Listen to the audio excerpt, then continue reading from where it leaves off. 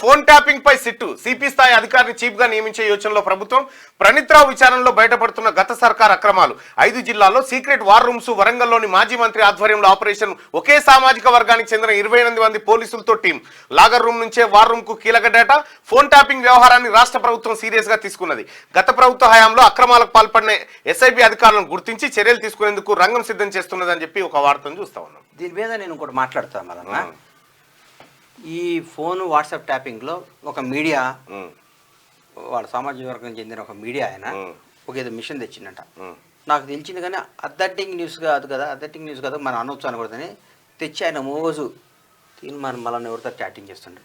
బండ్ల గణేష్ ఎవరితో చాటింగ్ చేస్తుండ్రు, రేవంత్ రెడ్డి గారు ఎవరితో చేస్తున్నాడు, కాంగ్రెస్ వాళ్ళు ఎవరితో చేస్తారు, హైదరాబాద్లో బిజినెస్ వాళ్ళు, పెద్ద పెద్ద బిజినెస్ మ్యాగ్నెట్లు, ఏ పార్టీ ఎవరితో టచ్లో ఉన్నాడు అని మాట్లాడి ఆ మీడియా ఆయన రిపోర్ట్ తీసుకొని ఒక టీఆర్ఎస్ ఒక పెద్ద నాయకుడికి ఇవ్వాలంట. ఆ డ్యూటీ అదంట.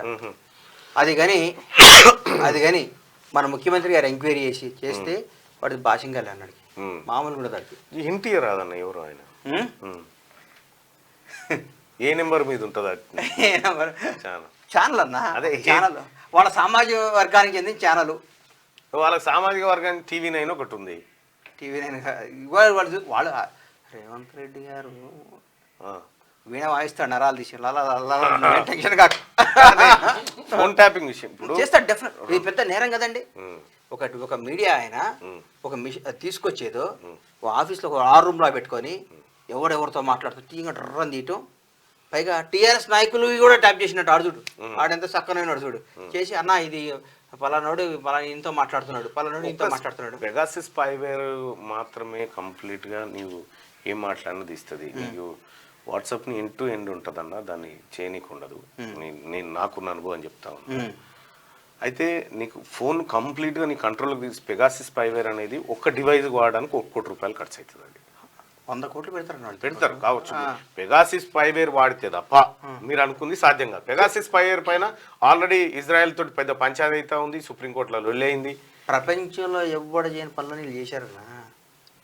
ఎవరు? టీఆర్ఎస్ వదిలేసి వాళ్ళు ఎవ్వరు అసాధ్యం అనుకున్న పని కూడా సుసాధ్యం చేసుకొని వాళ్ళ కోసం ఎవరినైనా లేపోతలు వేసేసారు అంతే.